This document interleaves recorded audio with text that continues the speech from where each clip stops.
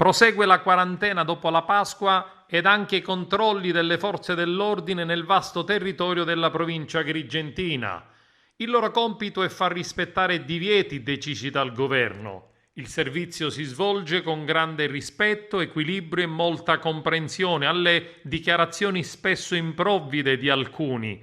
Abito a Fontanelle ma sono residente a San Leone. Risiedo ad Agrigento ma compro sempre la carne in quel posto oppure cercavo l'offerta in quel supermercato. Con qualche piccola eccezione gli agrigentini rispettano le prescrizioni con i dovuti accorgimenti. Si va in giro con mascherina e in alcuni casi con guanti per evitare il diffondersi del virus. La nuova ordinanza Musumeci prevede la corsetta nei pressi della propria abitazione ed altre piccole modifiche migliorative che ci preparano alla normalità. Da domenica 19 aprile si può correre e passeggiare nei pressi della propria abitazione. La norma non è chiara e crea da parte di ognuno una interpretazione personale, ritenendo vicino casa l'idea di spostarsi negli spazi più adatti all'attività fisica. Altra novità è la consegna a domicilio dei prodotti alimentari anche nei giorni festivi.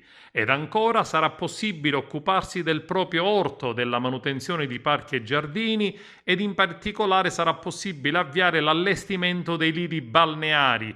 Ciò ci induce naturalmente a pensare ad una imminente partenza dell'attività balneare. Ciò nonostante la città è avvolta ancora nel suo silenzio deprimente da quasi 40 lunghi giorni. In giro purtroppo un po' di gente in più che circola, passeggia velocemente e poi moltissime pattuglie che presidiano il territorio. A loro va il nostro immenso grazie per il lavoro insieme a medici, infermieri, farmacisti e volontari.